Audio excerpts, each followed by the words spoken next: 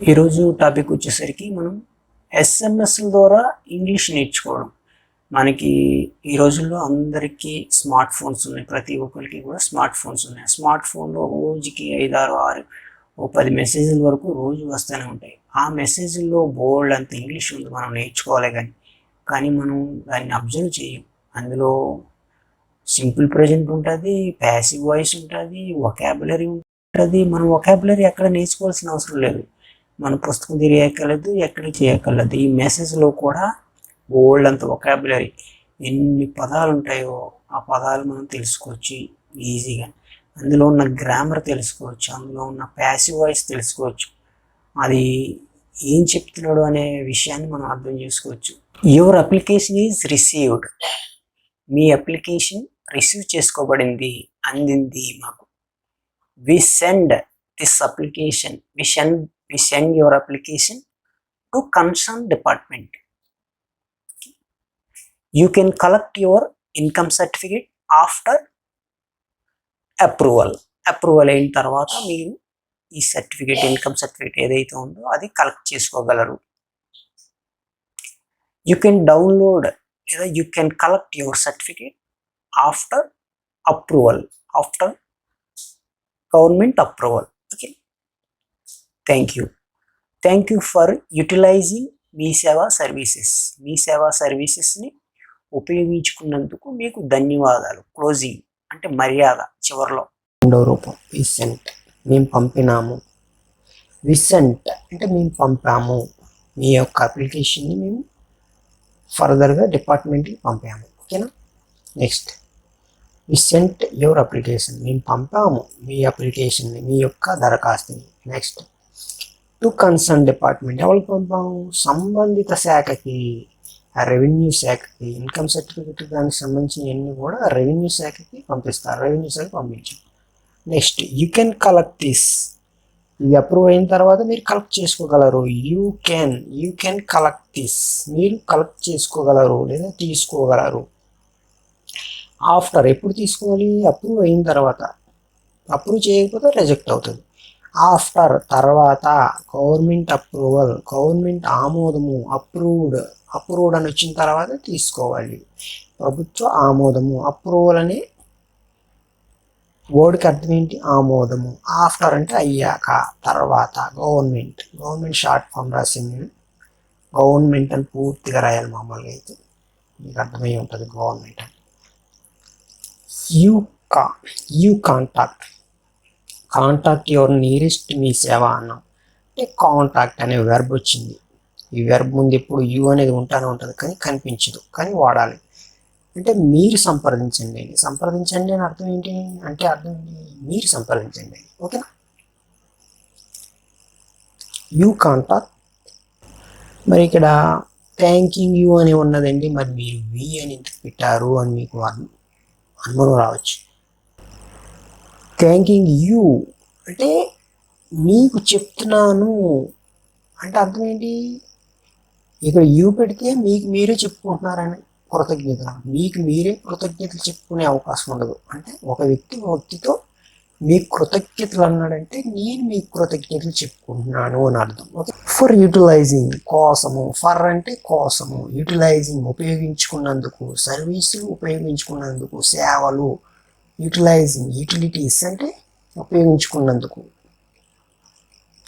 From అంటే నుండి. AP government add ఇచ్చిందన్నమాట SMS ద్వారా, ఓ మెసేజ్ పంపింది. ఆంప్రా అంటే ఆంధ్రప్రదేశ్ ప్రభుత్వం నుండి. ఓకేనా. అప్పుడు గ్రామరు, ఆ ఎస్ఎంఎస్లో బోల్డ్ అంత గ్రామర్ ఉంటుంది అన్నారు, కానీ మరి ఏదండి ఆ గ్రామరు అని మీరు అనొచ్చు. దానికోసం నేను ఆ ఎస్ఎంఎస్లో ఉన్న గ్రామర్ వివరిస్తున్నాను.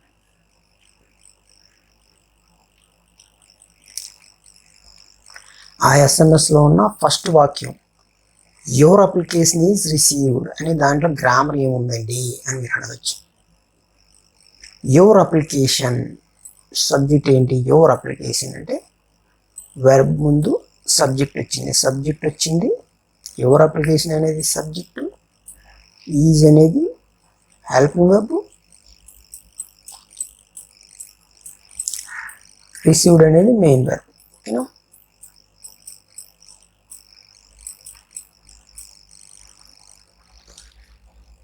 వెర్బ్ 3 ముందు బీ ఫామ్ వచ్చింది. అంటే బీ ఫాము వెర్బ్ 3 అంటే ప్రజెంట్ బీ ఫాము వెర్బ్ 3 వచ్చింది. అంటే బీ ఫాము ప్లస్ వెర్బ్ 3 వచ్చిందంటే ఖచ్చితంగా తీసుకోబడింది అని అర్థం.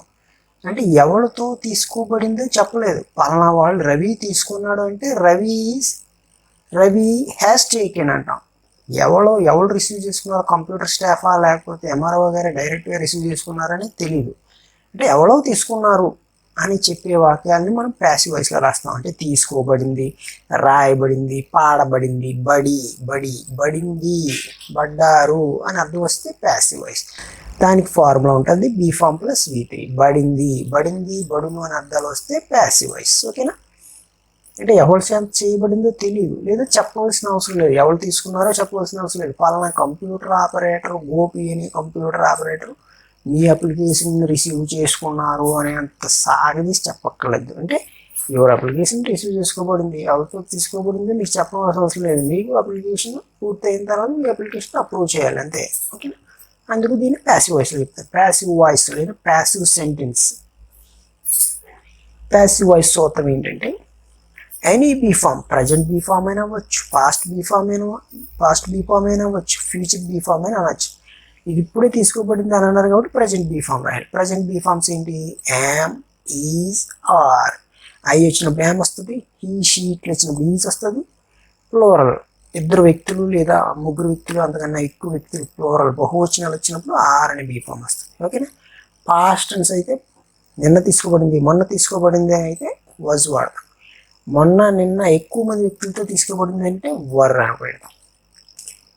భవిష్యత్తులో తీసుకోబడతాది will be taken, will be received, shall be received అని వచ్చినప్పుడు షల్ బి వస్తుంది. అంతే.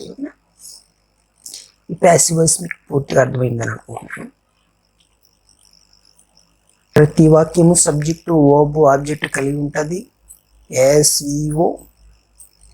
ఎస్విఓ లేకుండా ఉండదు అని చెప్పాం.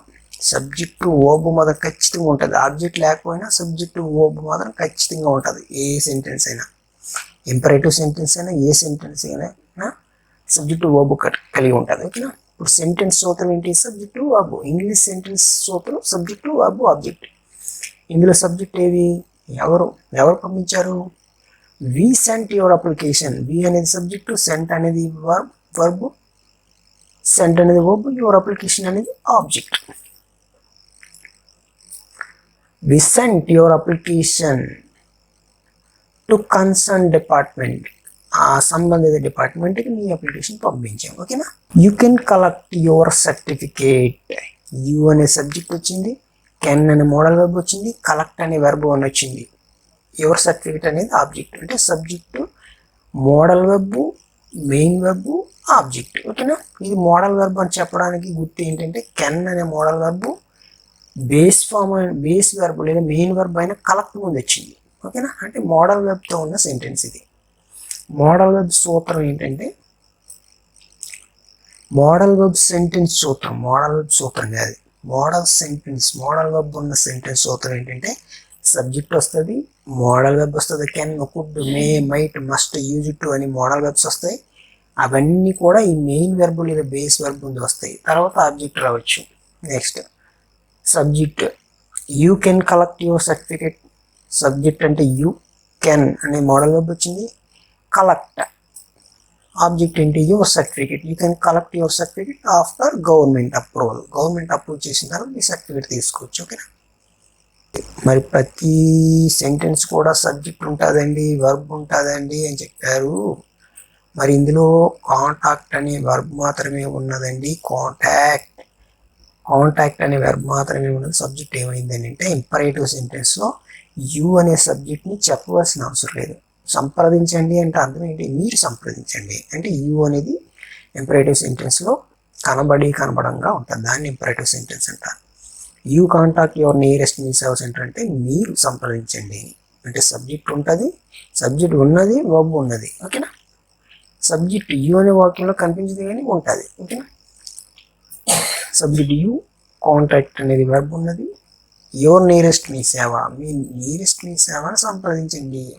థ్యాంకింగ్ అనేది ఉన్నదండి, వర్బ్ ఉన్నది, ఆబ్జెక్ట్ ఉన్నదండి.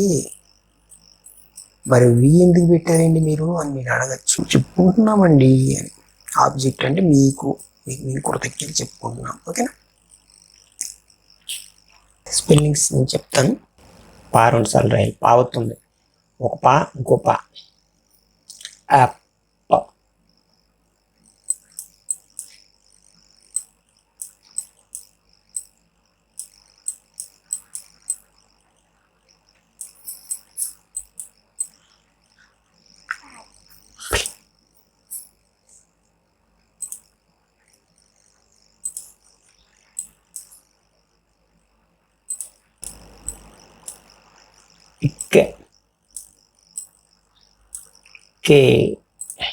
కేషన్,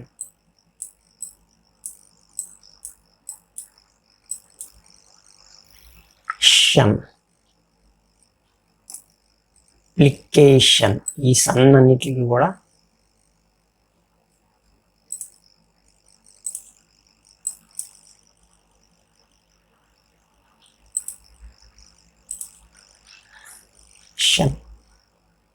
షన్.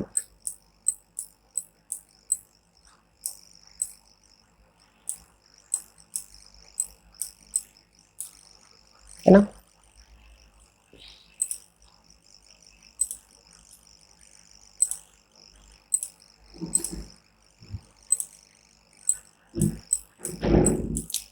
యాప్, పకారానికి ప్రి, మళ్ళా పకారానికి ప్రి, ఇకారానికి ప్రి, కకారానికి సి, ఏకారానికి ఏ. ఈ షన్ని ఇక్కడ తీసుకొచ్చేయండి.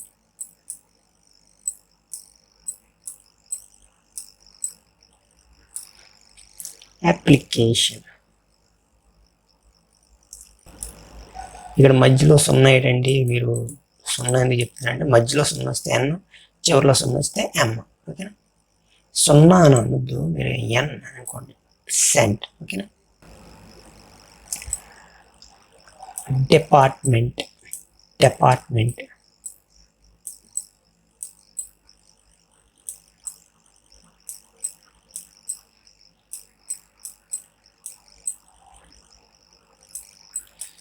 పెన్ను నాకు సరిగా సహకరించట్లేదు. డిపార్ట్మెంట్లో 2 అక్షరాలు.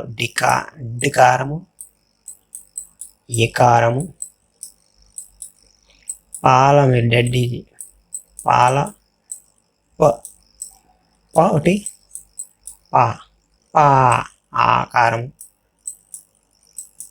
అట్లా మళ్ళా 2, ఒకటి, రెట్ట. మెంట్లో ఒకటి,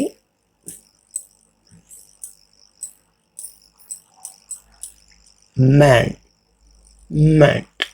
మధ్యలో 0 వస్తే ఎన్, చివరిలో 0 వస్తే ఎం.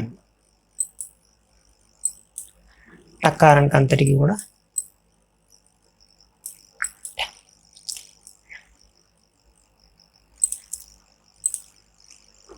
డిపార్ట్మెంట్. డకారానికి అంతటికి కూడా డి. ఎలిఫెంట్లో ఏ వచ్చింది, ఎలిఫెంట్లో ఏ. పకారానికి అంతటికి కూడా పి. అకారానికి అంతటికి కూడా ఏ. రకారానికి అంతటికి కూడా ఆర్. టకారానికి అంతటికి కూడా టి. ఇక్కడ ఎం వచ్చింది, ఎంకి మకారానికి అంతటికి కూడా ఎం. ఇక్కడ డిపార్ట్మెంట్లో మధ్యలో 0 వచ్చింది. మధ్యలో 0 వస్తే ఏం పెట్టాలని చెప్పారు, డిపార్ట్మెంట్. మధ్యలో 0 వస్తే ఎం. డిపార్ట్మెంట్. ఏకారం ఒకటి వచ్చింది.